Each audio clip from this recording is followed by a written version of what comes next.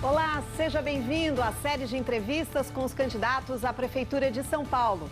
Seguindo a ordem definida por sorteio, hoje vamos ouvir as propostas de Guilherme Boulos, do PSOL.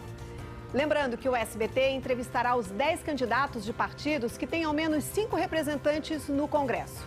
Ao meu lado, também para entrevistar o candidato, meu colega Fábio Diamante. Esta entrevista, com 20 minutos de duração, é transmitida simultaneamente pelo site SBT News e pelos perfis do SBT News e do SBT Jornalismo no YouTube, no Facebook e no Twitter. E você, internauta, pode participar mandando sua pergunta para a hashtag SBT News Eleições. Candidato Guilherme Boulos, boa tarde, bem-vindo. Boa tarde, candidato. Boa tarde, Simone, boa tarde, Fábio, e a todos que nos assistem no SBT. Candidato, vamos então à primeira pergunta. No seu programa de governo, o senhor propõe um programa de renda mínima, o Renda Solidária. Os especialistas dizem que esse tipo de programa devem fazer mais do que transferir renda, mas também servirem para coordenar ações sociais. Eu pergunto ao senhor, na verdade são várias perguntas. Quais são os critérios que as famílias deverão obedecer para entrar e para permanecer no programa, caso o senhor seja eleito? Quanto tempo duraria e o valor que o senhor pretende oferecer às famílias carentes? Ou seja, critérios além, obviamente, delas não terem como se sustentar dignamente. Olha, Simone, eu quero ser prefeito de São Paulo porque eu não aceito que na cidade mais rica da América Latina alguém precise revirar o lixo para poder comer. Eu não aceito isso.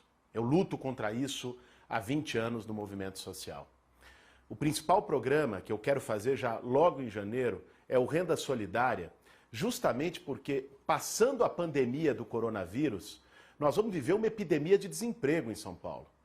E isso vai virar um caos. São Paulo vai virar um bolsão de miséria, sobretudo se o poder público não tiver coragem, não tiver ousadia para agir, defendendo os mais pobres, defendendo quem está mais vulnerável nos fundões, nas periferias da cidade. Esse é o Renda Solidária.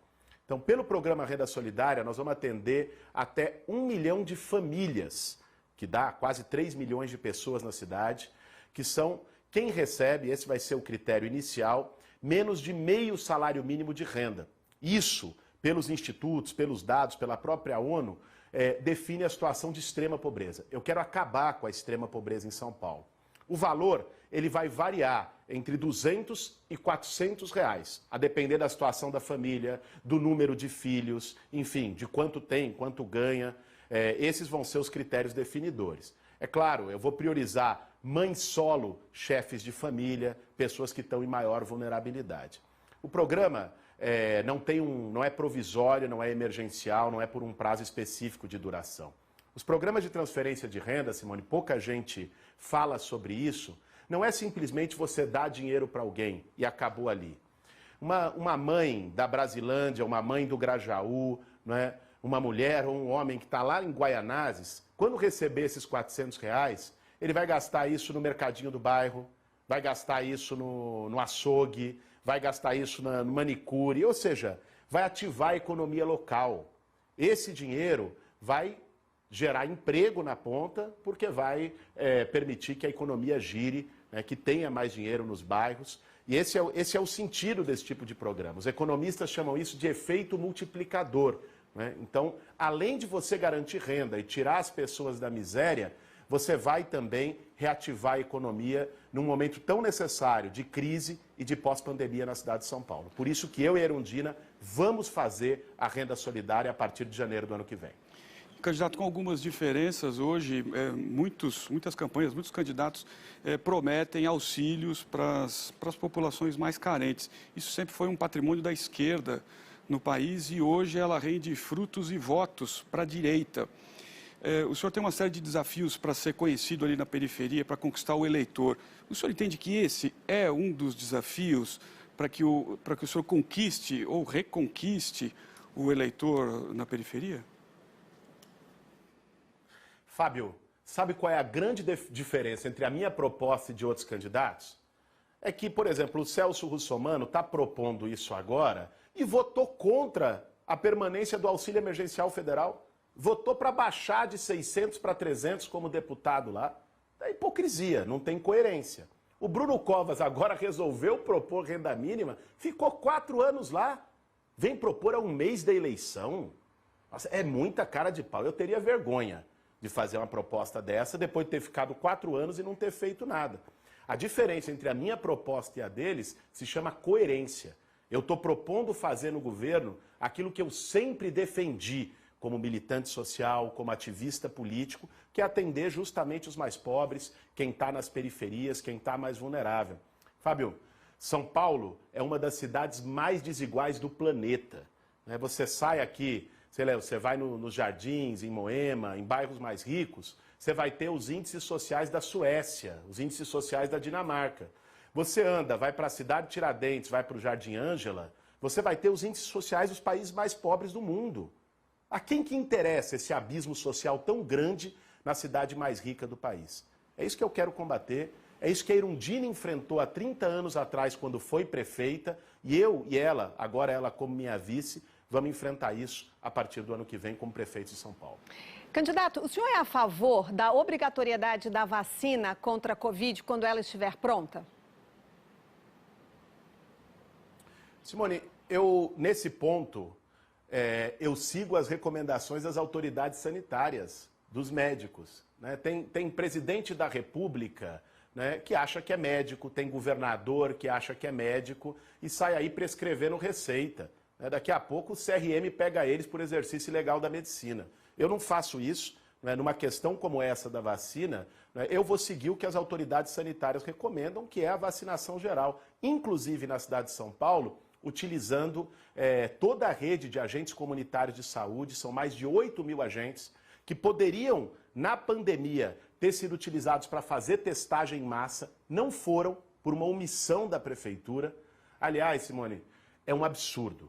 São Paulo é a 3ª cidade do mundo onde mais morreu gente por coronavírus. Só está atrás de Nova York e da Cidade do México. E nós temos na cidade hoje hospital fechado. Essa semana eu fui lá visitar o Hospital Sorocabana, que o prefeito vai na televisão, se gaba, ele vem de um mundo da fantasia, o mundo da saúde. O Hospital Sorocabana tem 8 andares e só tem um aberto. Você vai lá na Zona Leste, em Hermelino Matarazzo, o Hospital Menino Jesus está fechado, o Hospital da Penha está fechado, o Hospital da Brasilândia, que é novo, recém-inaugurado, só está com 12% dos leitos abertos, no meio da maior pandemia da nossa geração. Quer dizer, é de uma irresponsabilidade tremenda não ter feito testagem em massa, né, para poder ter um controle epidemiológico, ter mantido hospitais fechados. Aí foi lá, fez hospital de campanha, gastou uma grana em contratos sem transparência e já desmontou todos esses hospitais. Por que esse dinheiro não foi para equipar hospitais que estão aí, que poderia ficar para a população? Né? Nós vamos reabrir os hospitais fechados em São Paulo, vamos fazer contratação de médicos para as UBSs, UPAs, AMAs na periferia e vamos fazer uma grande campanha de imunização, de vacinação, seguindo as recomendações das autoridades sanitárias. Candidato, o desabamento do prédio que foi ocupado no Largo do Paissandu em 2018 mostrou uma série de questões. Entre elas, mostrou que algumas pessoas que se dizem de movimentos sociais e que de fato lideram ocupações cobravam taxas extorsivas de algumas pessoas da própria ocupação. E aqui não se trata de criminalizar movimento, não, é de criminalizar pessoas mesmo. O senhor eleito prefeito, como é que o senhor vai lidar com isso? Como é que o senhor vai separar o joio do trigo, pensando que lá na ponta o senhor vai ter uma pessoa que de fato luta por moradia, que é um problema muito grave na cidade de São Paulo? Fábio, primeiro, a gente precisa limpar campo. Quer dizer, eu não aceito fake news. A eleição de 2018 foi feita com base em fake news e deu no que deu. Olha o desastre, olha o abismo que o Brasil foi colocado. Né? Você sabe que quando teve esse desabamento, teve uma onda de mentiras tentando dizer que o movimento que eu faço parte, o MTST, cobrava aluguel, um movimento que não tinha nada a ver com aquela ocupação, que eu cobrava aluguel de famílias. Aliás, tem um jornalista que foi quem propagou essas fake news, foi condenado já em 3ª instância a me pagar indenização justamente por isso. Teve o vídeo tirado do ar, porque era mentira pura e simples. Agora é evidente, numa cidade de 12 milhões de habitantes, né, com centenas de milhares de pessoas sem casa, você tem os movimentos de moradia sérios, dos quais eu faço parte com muito orgulho há 20 anos. Essa foi a trajetória de onde eu vim e onde eu aprendi muita coisa. Se cada candidato, viu, Fábio, se a gente trazer aqui alguns dos principais candidatos e ver o que fizeram nos últimos 20 verões, vai sair ficha corrida danada, né? Nos meus últimos 20 verões, eu estava lutando ao lado do povo que precisa de casa, ao lado do sem-teto. Isso para mim é um orgulho. E é essa luta que eu vou levar para a Prefeitura de São Paulo. Agora, se alguém se aproveita da necessidade dos outros para ter ganho pessoal, eu nunca aceitei isso no movimento social e na Prefeitura também não vou aceitar. Oportunista é oportunista em qualquer lugar, independente de onde ele tente se esconder. Candidato, a demanda pela escola pública cresce todos os anos e certamente ano que vem essa demanda vai crescer ainda mais em função da pandemia. Por enquanto, a Prefeitura tem tentado resolver esse problema fazendo convênios ou contratando vagas em escolas particulares, o que, aliás, segundo o Ministério Público, é ilegal. O senhor já disse que não vai concordar com esse tipo de estratégia. Eu queria saber como é que o senhor vai fazer para colocar todas as crianças em sala de aula. Vai ter sala para todo mundo? Simone, esse é um ponto-chave. Aliás, você deve ter visto notícia que saiu hoje nos jornais, que o candidato a vice do Bruno Covas, o Ricardo Nunes, está envolvido em um monte de coisa estranha ligada a mau uso de dinheiro público de convênio de creche em São Paulo. Eu não vou aceitar isso. Eu sou professor, Simone, eu sou da área da educação, dei aula na escola pública em São Paulo. Então, o que eu vou fazer, você tem, por exemplo, no caso das creches, creches conveniadas. Existem creches conveniadas que fazem um trabalho digno, decente, estão com um contrato ok. Essas nós vamos manter. Agora, existem creches conveniadas que virou esquema de político. O cara pega dinheiro de educação, de creche, para fazer esquema, para fazer máfia. Ah, comigo não vai ter isso, não. Eu vou enfrentar esses esquemas. Esses e vários outros que existem na cidade de São Paulo. Você sabe que o pessoal diz, às vezes, que falta dinheiro, o dinheiro não chega para a saúde, para a educação, porque dinheiro está indo para esquema, para a máfia de transporte, para a máfia de empresa de lixo e até para a máfia de empresa conveniada de creche. Eu não vou aceitar isso, né? Respeitando e garantindo o emprego de todos os trabalhadores que estão lá dando o seu suor, dando o seu sangue no dia a dia, têm o meu respeito, vão ter o seu emprego garantido. Agora, nós vamos ter que analisar esses casos. Agora, a rede municipal de escola em São Paulo tem mais de 1.400 escolas. Essa rede dá conta. Se for necessário, nós vamos expandir ela, mas vamos fazer isso valorizando os professores, os profissionais da educação, melhorando o ambiente escolar. Agora, a partir do ano que vem, com a aprovação do novo Fundeb, vai vir mais 2 bilhões de reais por ano para a cidade de São Paulo para a educação. Eu vou investir pesado em educação infantil com esse dinheiro, né, para melhorar os equipamentos das creches, que muitas vezes são inadequados, e para valorizar o ambiente da escola municipal, com Wi-Fi, melhorando a qualidade da merenda. Vocês lembram que o Dória queria dar ração humana para a criançada comer? Nós vamos dar alimento orgânico para as crianças comerem nas escolas, né? Merenda boa, equipamento adequado, professor valorizado, Wi-Fi nas escolas. Essa é a receita para uma educação que funcione bem na ponta. Candidato, eu queria voltar para o tema da habitação. O senhor promete regularizar uma série de terrenos que estão ocupados hoje, como também desapropriar prédios que estão vazios, especialmente no centro de São Paulo. Ministério Público e Defensoria Pública, que atuam nessa área, dizem que essa não é uma tarefa tão simples assim, porque é preciso enfrentar a burocracia da própria Prefeitura, e o senhor chegando lá, ela vai existir ainda, e também as decisões do Judiciário, que não é muito veloz. Como, na prática, o senhor vai cumprir essas promessas, sabendo que o senhor também depende de outros organismos ali para que isso funcione? Fábio, você tem razão, isso não é uma coisa mágica, não se faz isso em um mês, de uma hora para outra. Eu estou na área da habitação, na luta por moradia há 20 anos, eu sei bem como funciona. Agora, a gente não pode ficar parado e aceitar que a gente tenha mais de 25 mil pessoas morando na rua. São Paulo é uma das cidades com maior população em situação de rua do mundo, e ter 40 mil imóveis abandonados só no centro expandido da cidade. Tem mais casa sem gente do que gente sem casa. Alguns desses imóveis, inclusive a Prefeitura, alguns são municipais, outros existem negociação em curso. Nesses, em que já tem a situação fundiária resolvida, nós vamos reformar, requalificar esses imóveis e botar as pessoas para morar, né? Não tem impeditivo burocrático. Onde precisar fazer desapropriação, nós vamos fazer. Agora, tem algo emergencial, que é inclusive a prefeitura dialogar. Você tem uma série de pequenos hotéis da rede hoteleira da cidade que estão vazios e agora à beira da falência por causa da pandemia. Eu quero dialogar de acolhimento emergencial da população mais precária em situação de rua nessa rede. Nem tudo você faz judicializando. Muita coisa é possível fazer com diálogo. Você sabe por que não foi feito até aqui? Você sabe por quê? Quem é que ganha com tanto abandono, com tanta casa sem gente? É porque muitas vezes a empreiteira, o especulador imobiliário, o fundo, que é dono desses imóveis e deixa lá abandonado, devendo IPTU mais que o valor do imóvel, é porque eles financiam campanha eleitoral de muito político. Financia campanha eleitoral de prefeito, de vereador, aí ninguém mexe nesse vespeiro. Eu não tenho rabo preso com essa gente, né? Vou enfrentar também essa turma, é o que eu faço há 20 anos na minha vida para garantir moradia. Não dá para aceitar, gente. 25 mil pessoas morando na rua e 40 mil imóveis abandonados.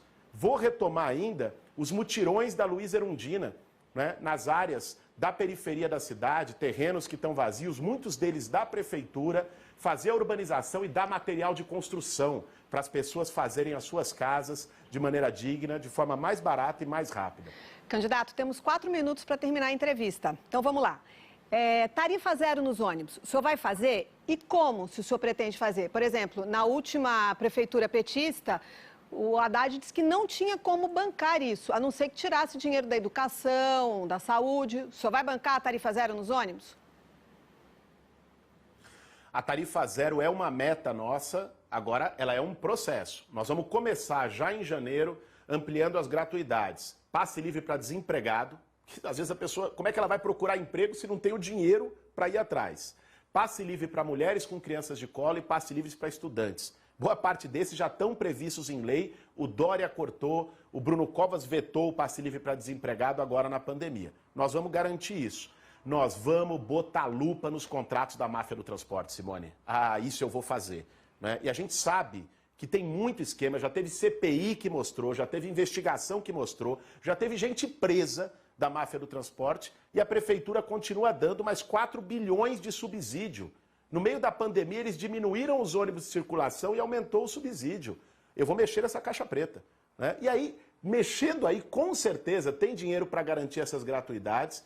E para a gente, inclusive tirando parte do orçamento, São Paulo tem 70 bilhões de reais de orçamento por ano. Tem 17 bilhões hoje parado em caixa. Existe recurso para isso, né? Se tiver prioridade em atender as pessoas que saem do fundão da Mboi Mirim todo dia, que saem de Itaim Paulista todo dia, né, para ter um ônibus de maior qualidade e ir baixando a tarifa gradualmente até chegar na tarifa zero. Essa é a minha meta, é isso que eu vou fazer no transporte público de São Paulo.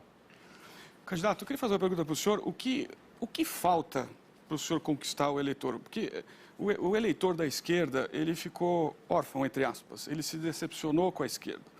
Ele entendia que existia ali um caminho e ele hoje é uma pessoa que não tem mais aquele horizonte.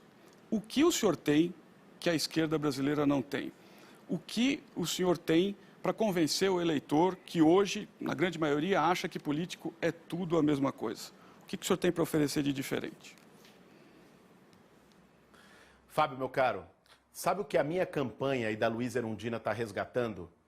Não é só um projeto popular para São Paulo, que valorize as periferias, que inverta prioridade, né, que democratize essa cidade. Né? Mais do que isso, é resgatar uma forma de fazer política com brilho no olho, com esperança, com encanto, que é uma coisa que foi se perdendo. É por isso que a nossa campanha está mobilizando tanta gente, Fábio. Nós estamos crescendo todas as pesquisas. Cara, eu tenho 17 segundos de televisão. O dinheiro que eu vou ter para a campanha toda é o que o Bruno Covas vai ter em um mês. O Russomano tem a máquina do governo federal, o gabinete do ódio com ele. O Bruno Covas tem o Dória, a máquina do governo do estado e da prefeitura. Né? Um é puxa-saco do Bolsonaro, outro é puxa-saco do Dória. Essa turma tem tudo isso. E mesmo assim sou eu que estou crescendo nas pesquisas. Sabe por quê? Porque a cidade de São Paulo não quer Bolsodória no segundo turno. É isso que as pessoas estão mostrando. E mesmo com todas as dificuldades, é uma batalha de Davi contra Golias, a gente está crescendo passo a passo. Eu vou para o segundo turno e eu e a Luiza Erundina, eu estou muito otimista e muito confiante, nós vamos ganhar essa eleição. Mas, candidato, qual é a sua experiência? Existe uma desconfiança em relação à sua experiência, né? O senhor é eleito prefeito, o senhor vai ter que lidar com uma Câmara Municipal que tem vereador de todos os lados, o senhor vai ter que sentar para negociar com grupos que o senhor sempre atacou de maneira muito direta. Qual é a experiência que o senhor tem para assumir a prefeitura da maior cidade do país? Fábio, sabe qual é a experiência da qual eu mais me orgulho? Eu sou o único dos candidatos que mora na periferia. Atuo há 20 anos na periferia. Não apareço no bairro para comer pastel em véspera de eleição e abraçar a criancinha. Eu moro, a periferia para mim não é número, não é estatística, são as pessoas. Essa experiência, meu caro, é insubstituível. Aliás, eu vejo o candidato falando de experiência para mim, em alguns deles, qual é a experiência pregressa que eu vejo? Um foi sócio da máfia da merenda, da máfia do rodoanel, da máfia do metrô. Eu quero essa experiência longe de mim. Afasta de mim esse cálice. Outro tá lá no Congresso Nacional há um tempão, votando contra o trabalhador, humilha a caixa de supermercado, desfaz das pessoas. Essa experiência ele guarde para ele. A minha experiência é lutar por moradia popular, por direitos e por dignidade junto com o povo. E eu tenho do meu lado, como vice-prefeita, a melhor prefeita que essa cidade já teve, a Luísa Erundina, que com um orçamento 10 vezes menor do que é hoje, fez 6 hospitais, 2.000 ônibus, fez o melhor governo para a periferia dessa cidade. Então, experiência aqui a favor do povo e da periferia nós temos de sobra. Candidato, já estamos chegando aos 20 minutos, que é o tempo padrão para todos os candidatos. Eu vou pedir para o senhor agora fazer suas considerações finais. Simone, obrigado. Obrigado, Fábio. Obrigado a todo mundo que nos acompanhou no SBT. Nós estamos chegando numa reta final de uma campanha que é decisiva, não só para a nossa cidade, mas para o nosso país. É decisiva para resgatar a democracia no Brasil, é decisiva para que as pessoas possam ter oportunidade, possam ter voz, possam ter um governo que as represente. Por isso, no dia 15 de novembro, não pense 2 vezes, não vá no Bolsodória, não vá nos mesmos de sempre. Dia 15 de novembro é momento da mudança, é momento da esperança, é momento da gente virar o jogo na cidade de São Paulo. É momento de votar 50. Ok, muito obrigada. Uma boa tarde para o senhor. Obrigada. A íntegra desta entrevista está disponível no site SBT News. Amanhã, às 5h30 da tarde, será a vez de Bruno Covas, do PSDB. Muito obrigada e até lá.